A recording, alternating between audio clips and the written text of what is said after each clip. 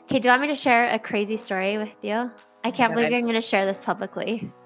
okay, I would love to hear it. Okay, I I'm putting actually down my haven't. Yeah, coffee. I don't know if I've shared this on my podcast. I don't think I would have, but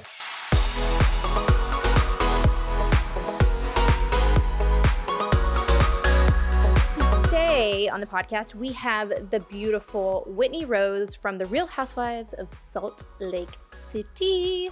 Have you guys seen the Book of Mormon on Broadway? It's one of my favorite plays. Her and I both grew up in the Mormon church. She's like Mormon royalty. I am not. I just can't wait to dive into all things. There's not a lot of people I feel like I meet that are also Mormon, and I'm super excited to have this conversation because we're going to talk about why she left the Mormon church, her life now, what it looks like, her relationship with her family because she decided to leave. We're going to just dive into all the juicy gossip, so you definitely don't want to miss this episode. So let's jump in.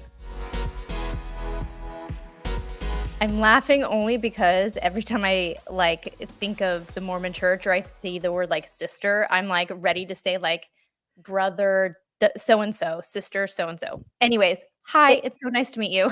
hi, it's so nice to meet you. You can call me Sister Rose if you want.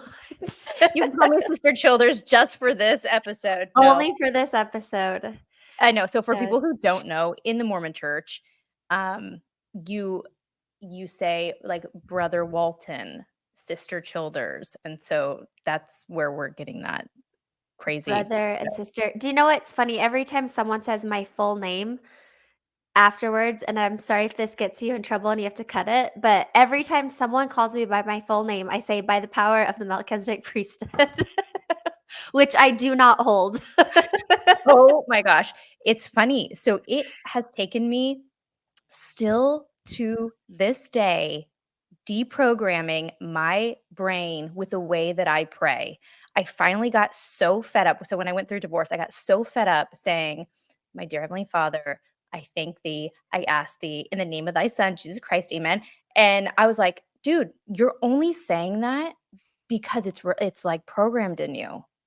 Yeah, And that was my format. biggest, it's a format, right? And I was Uh-huh. just didn't feel good. So anyways, I want to hear about your life growing up in the Mormon church, because it's so different. You grew up in Utah, right? Yes. Yeah. Okay. Yeah. I grew up in Utah. And where did you grow up, Mormon? I grew up in Marietta, California. So I'm in Marietta. California. Yeah. Okay, So so you're a California Mormon. I'm yeah. jealous. Yeah. And before I start, I'm curious, how long have you been out of the church? I've been out of the church since I was 18. So when I moved to New York when I was 17, to do a soap opera, I started going to the singles ward in Manhattan. And I was like, I'm going to go find myself, a little Mormon boy in, Manhattan, and I'm going to be living the dream.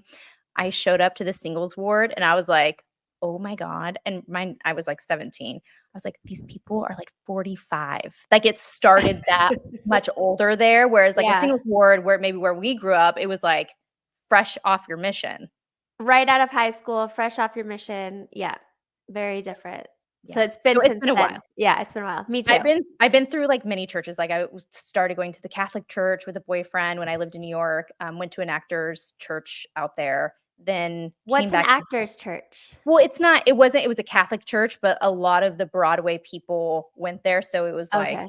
I just called it the actor's church. And then came back to LA, married a Jew, and I tell people that I'm Jewish, and because I'm raising my children Jewish, and that's pretty much it. And then I found out that I'm part Native American and I'm now a part of the Choctaw tribe. And so I kind of, through my divorce, I found a new spirituality, and now I'm spiritual, I would say. Yeah, you're connecting back to your roots of Mother Earth and where it all started, right? Mhm. That's very cool. Yeah. Yeah. Well, I was born and raised in the church. I come from a very, very long line of Mormons. So on my mother's side, her parents, so my grandpa and my grandma were both Mormon royalty, Mormon pioneers, came all the way over with Joseph Smith. They founded Pleasant Grove, American Fork, all the towns around where I live. They were all Oh. farmland owned by my family, 4 generations deep. Oh my gosh. Wait, so this is your My mother's mother's side. okay. So Yeah, it would be so like great, great, great, great yeah. grandparent. So 4 generations, so 4 greats, great, great, great, Got great, it.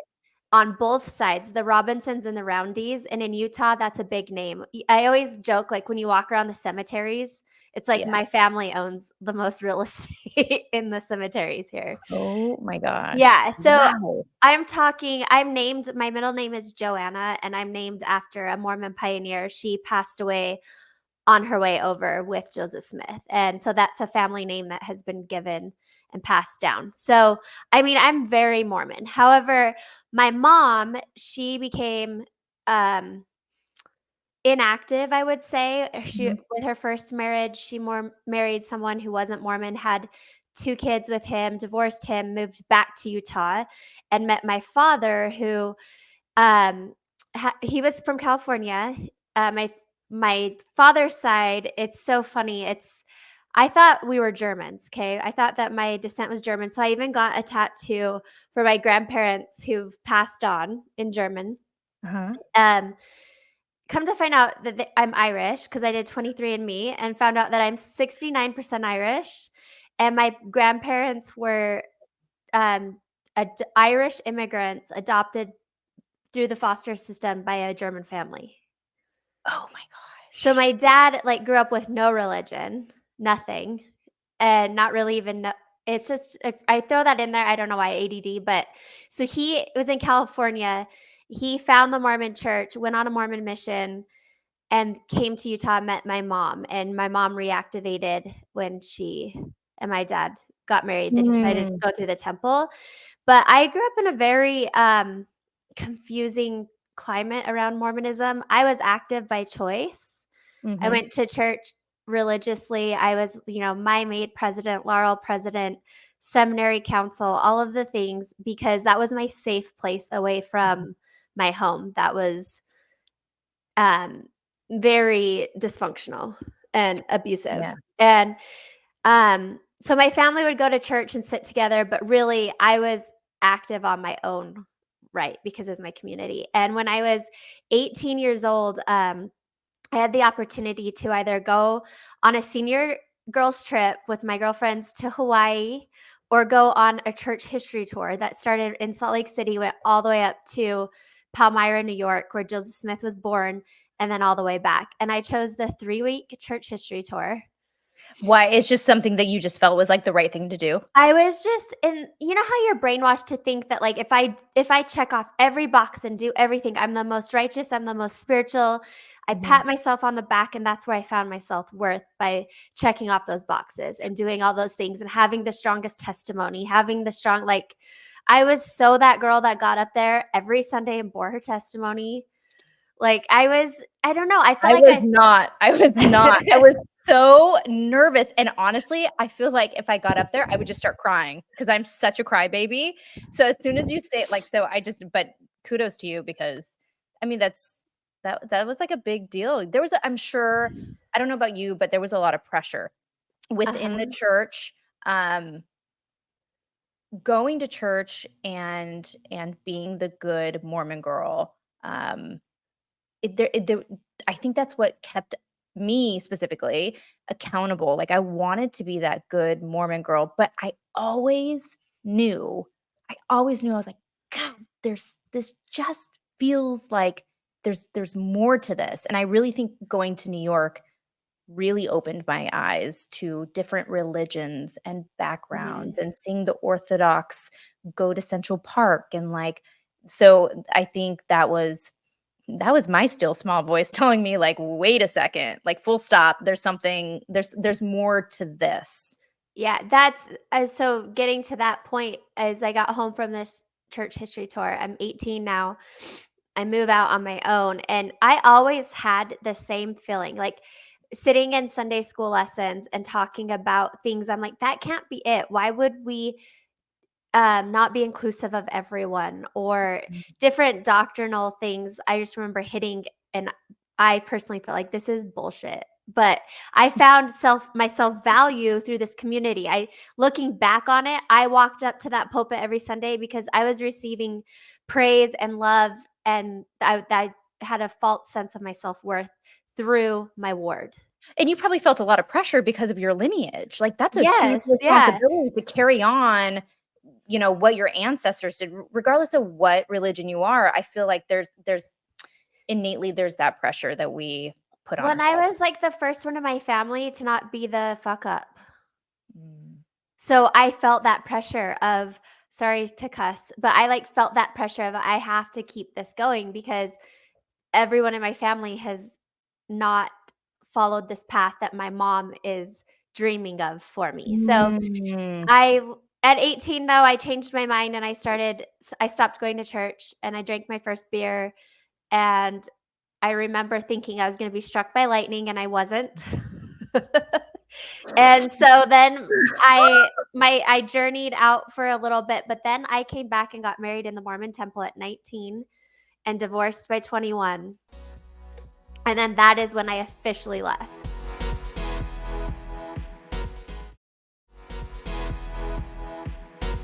It Yeah. was when I went to the temple. Was like, "Yeah, I'm never doing that again." When you went through and got married in the temple? Mhm.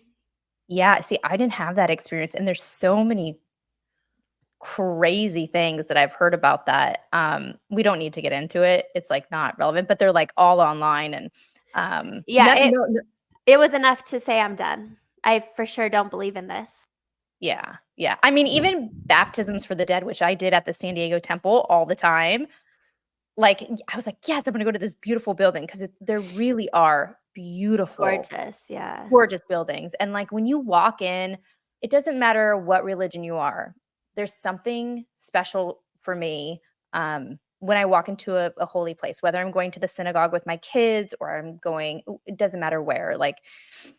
I love that you said that because I felt the same. Had an opportunity to go to Thailand, and going to, like, the Thai temples, the Buddhist temples, I felt that same sense of, like, glory, except for I felt more grounded, like, I felt like I belonged, like I could just sit down and be me. Mhm, mhm. It's like really getting back to yourself and your foundation and your inner child, and that's what I love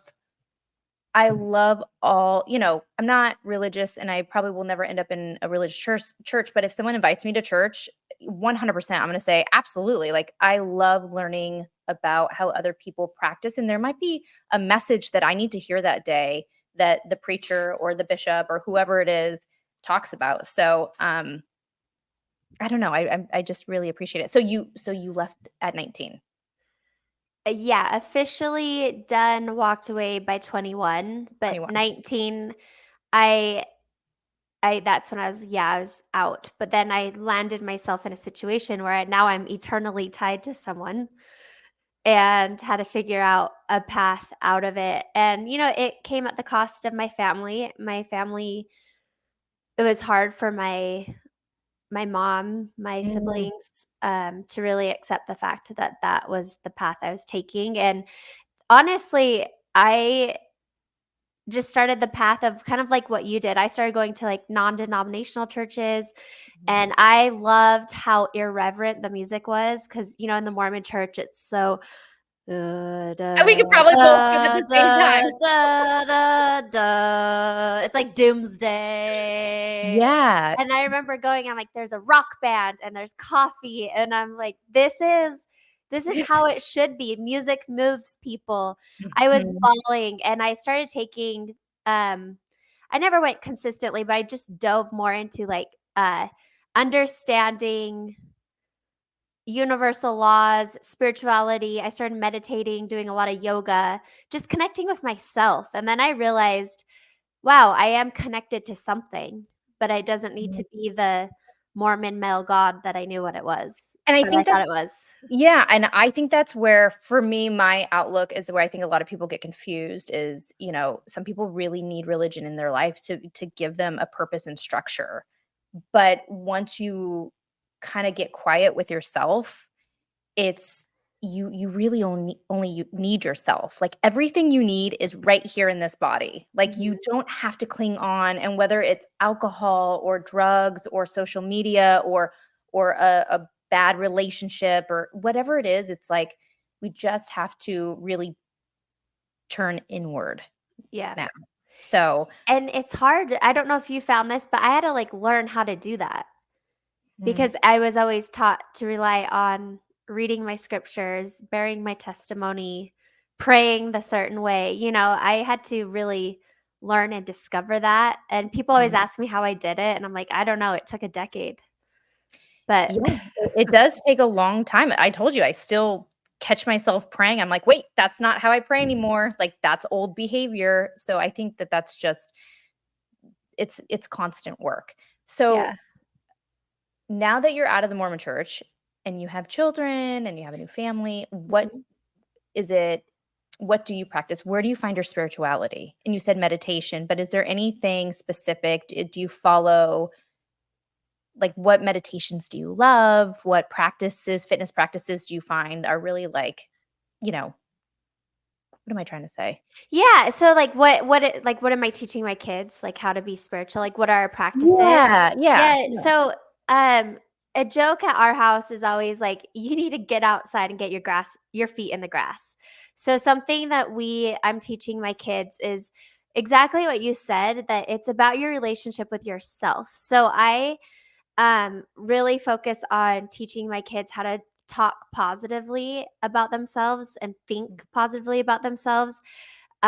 We definitely get outside as much as we can. Our church is we do something every Sunday. So in the winter, we ski as a family together. In the summer, we boat or we are outside in nature every Sunday as a family. That's our church. I love that. And we give gratitude back to all of the beautiful things, whether we're at the beach and honoring like the ocean and how beautiful Mother Nature is, or if we're in our beautiful mountains here in Utah, just really realizing that our bodies, like when you look closely, our bodies replicate nature.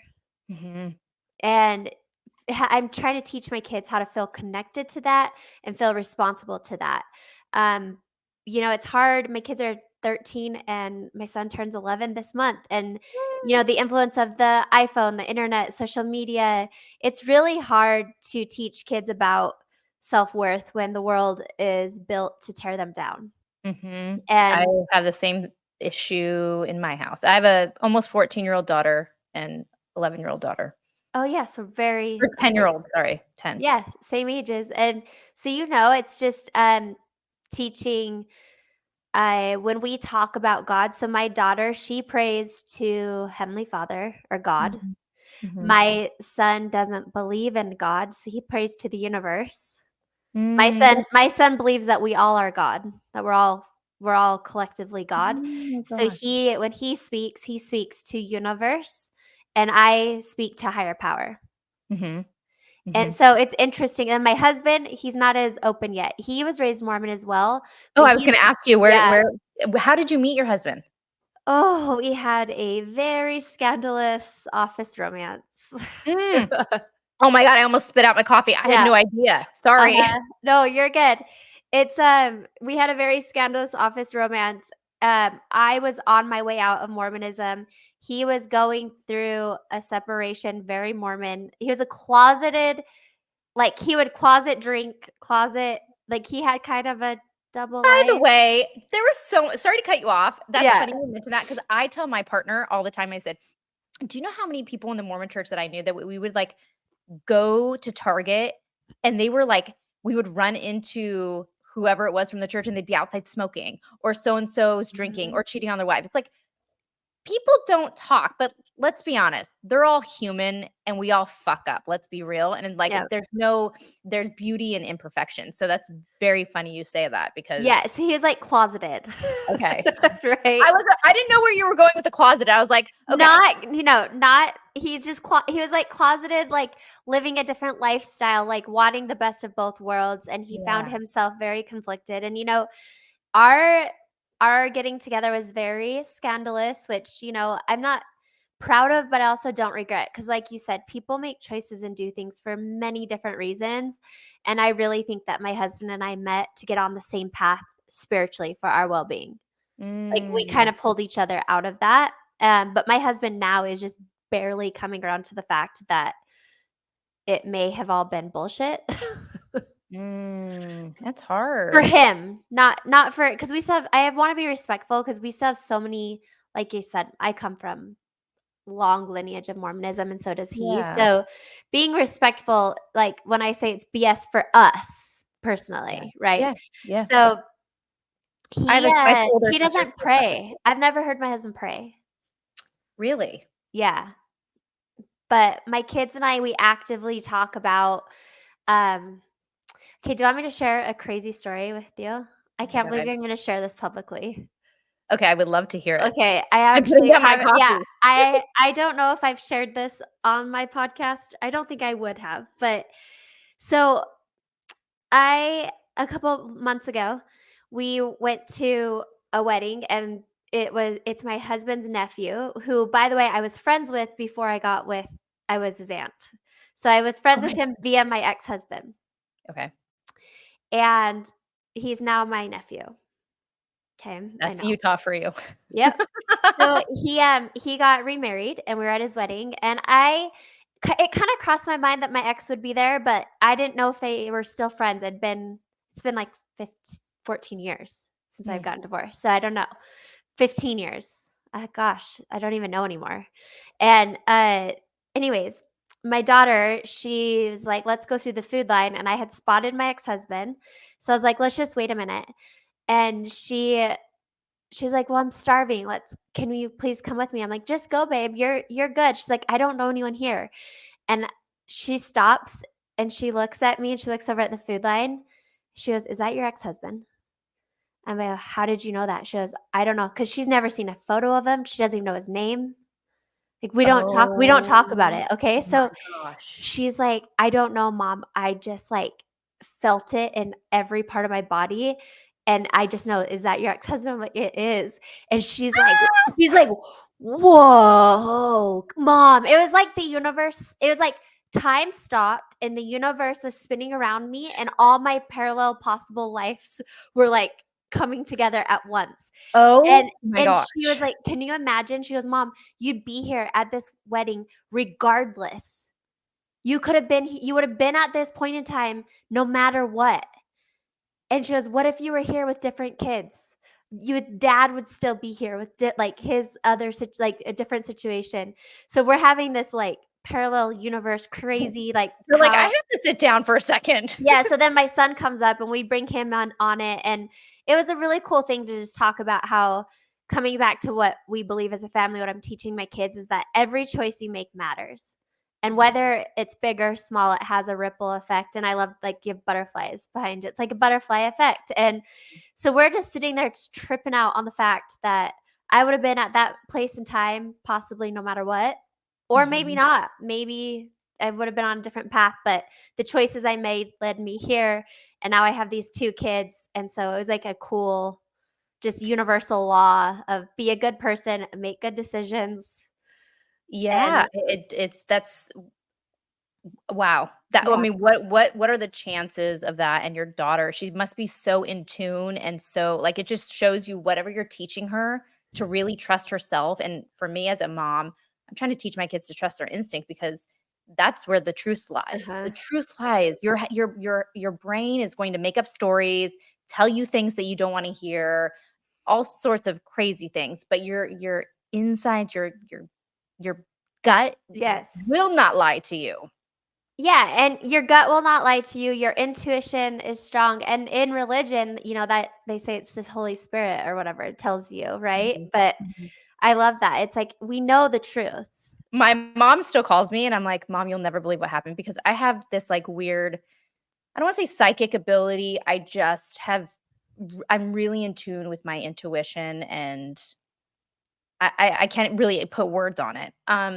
But my mom will be like, "Oh, that's" my and by the way, my parents don't go to church, but my mom will still say things like, "Oh, that's the still small voice." Mom, shut up. No, it's not. That's Yeah. That's all the work that I've done on myself to, like, Mhm. deprogram and, like, really understand and listen to what my body is telling me. Yep. So, is there anything that you've taken away from the Mormon church, that you still love, like, the foundational wise when it comes to the Mormon church? I think the value around family, Mhm, not the traditional family unit, but how important it is for me and my children, like, really spending that time, that quality time. I mean, mhm. that's what I've taken away. Yeah, I think for me, like, family home evening, which for those of you who don't know, it's like a Monday night thing where you do an activity, right? I think the majority of the time, my mom would always have the missionaries come over and we would feed them. Um, but yeah, just finding those moments with your family, which we all need to like do. We are so distracted as our society and world and these Yeah, things. Like I'm for pulling the sure. family back together is the most important thing.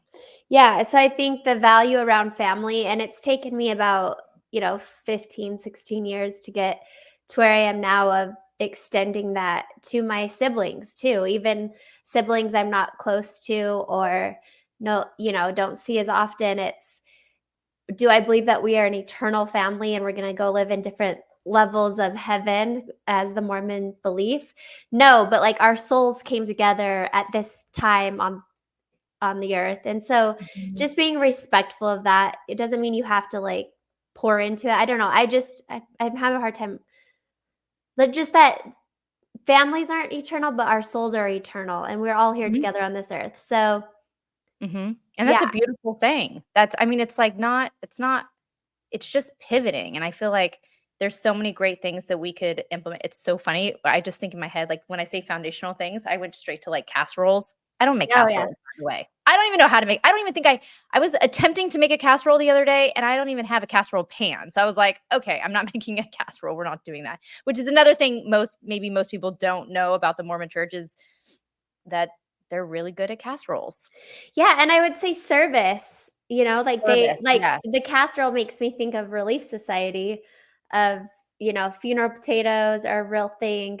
I don't know if you've had funeral potatoes lately, but I made I have some. not I haven't. It popped up on The Real Housewives of Salt Lake City, and so I made some just for if someone wanted me to make them, Yeah, funeral yeah. potatoes. So, casseroles, I mean, do you do food storage? You know Do you what? I only did that during the pandemic when it was getting a little crazy in LA, and I was like, "What the hell's going on?" And I was like, "Maybe the Mormons were right. Maybe this is the day." And then because my sister still practices, I would, like, classify my family as Jack Mormons, Okay. but my sister's the most active, and she's, like, the president of the Young Women's in Nebraska. So, um, I do have, like, 5 bags of rice, and I'm, like, never cook rice, so I'm like, "Okay, well, if shit hits the fan, at least we have some rice to, like, go off of," but I don't do, like, the crazy overboard Yeah. stuff. Yeah, like, my mom has, like, a panic room and backpacks and all of it. Oh. Like, my mom has 24-hour kit like, she could go camp in the wilderness for a year. But that's also kinda nice to know, like, okay, just in case, mom's got it covered. Yeah. I'm like, I have all the wine, which you don't drink, but no, I try after the pandemic, I started buying, some canned food here and there, but You end up mm, not using it, I or threw you I d ended up donating it all before it expired. yeah. I never used it, but yeah. So, let's talk about your jewelry line because I love this. It's so pretty, by the way, and I love that there's so much meaning behind it because that's such a flooded industry. I've also have my own jewelry line, and it just is like one of those things that you need to have purpose. So, can you talk a little bit about your line? Yeah, so Prism, I'm wearing a few of my pieces right now. Each piece is designed with a spiritual intention or meaning. So, Mm. this sunray is my favorite. It's kind of our iconic piece. Um, it focuses on activating your solar plexus chakra. That's really where your abundance mentality comes in, your self worth, all of that. So, it's beautiful jewelry, but it's really backed by an intention. Mhm. So, and I think that, we're talking about our spiritual rituals or our practices, having reminders um are good. Like if you start the day with an intention, and by wearing a piece of jewelry it helps remind you of that, and it's beautiful jewelry as well. But right now it's jewelry, but really we want to move into like spiritual like courses and Mm. retreats and things like that. But yeah, Prism has been such a fun project, and it really was the product of me putting myself out there and being vulnerable and sharing with the world that, listen, I'm going through some stuff right now, working through some childhood trauma. I'm on this path of healing and spirituality uh, journey, and Prism fell into my life, and it's been so amazing to that, one, people love it, and two, to help people, that it means something Mhm. to people. Yeah, it's when you could wake up in the morning and you can put on a piece of jewelry or throughout the day, and sometimes you unintentionally grab your jewelry, but then by grabbing it, it reminds you of what it represents and it grounds you. So I love Mhm. that. That's really, really beautiful. Yeah, and if you look back into history, people have always adorned themselves in some way. Mhm. Ancient tribes, ancient people would adorn their body, and it usually had a spiritual meaning. And so with Prism, it's kind of adorn your body, vibe higher, and we believe that when you heal yourself, you heal the world. Mhm. So yeah, it's crazy what just a little piece of jewelry can do for you. Yeah. And it helps on days like today where I have no blonde in my hair, my extensions are out. Like, I'm looking at myself and like, "Who is this very white person with dark hair?" Oh my gosh, you look But I beautiful. have my Stop. jewelry on, so I feel put together. Yeah. Like, Mhm. it's been really fun because I have a skincare company as well that I'm super Okay. passionate about. I've had that for 6 years, Wild Rose Beauty, but the jewelry has been a very fun way to express where I'm actively at in my life right now.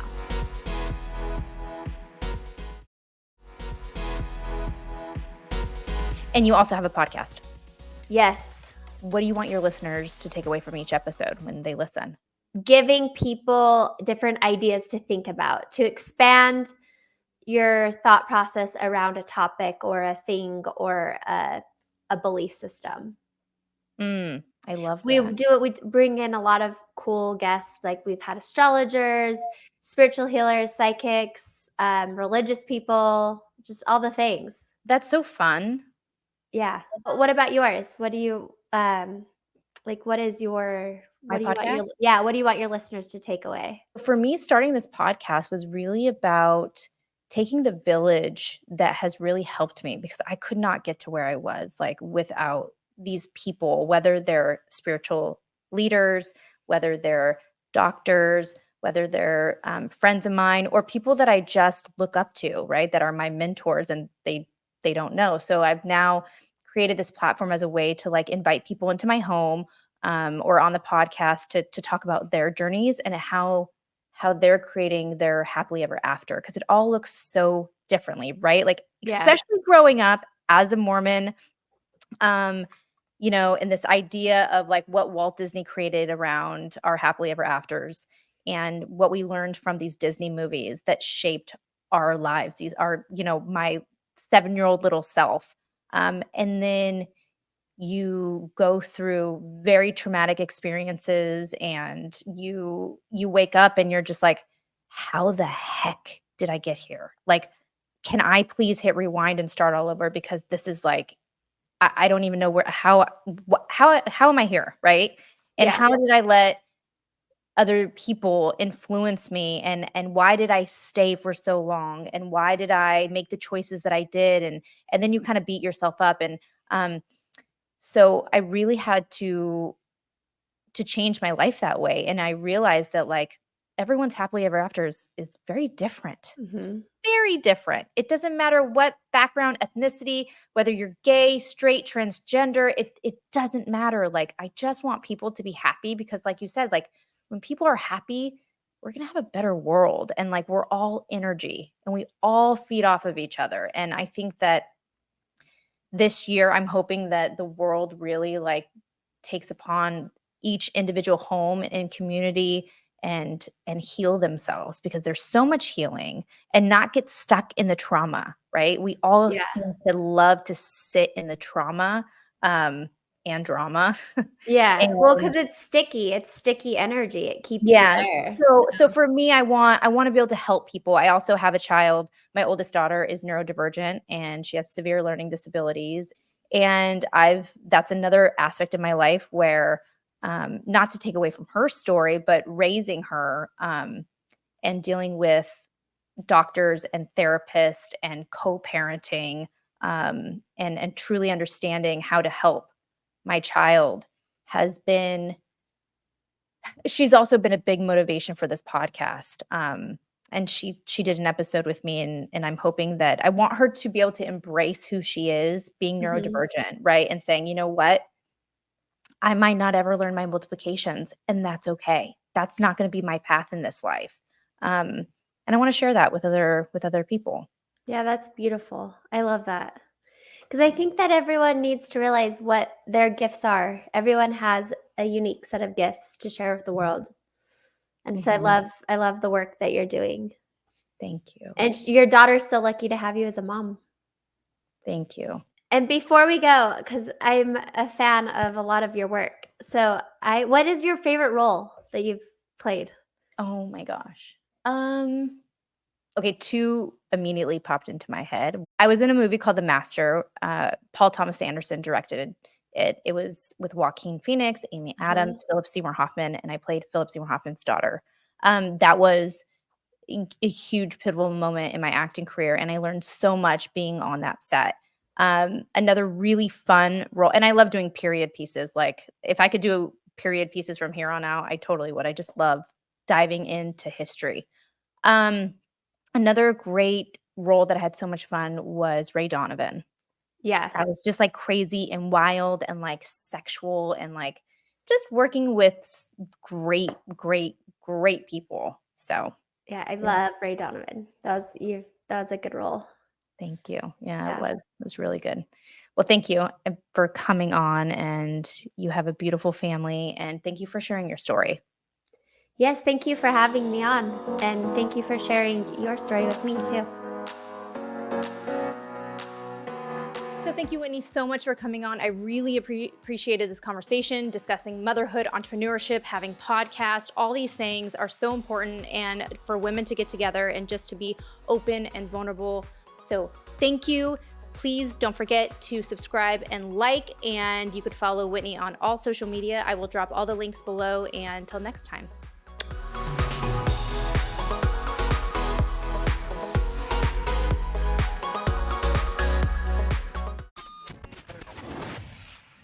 Yay Networks.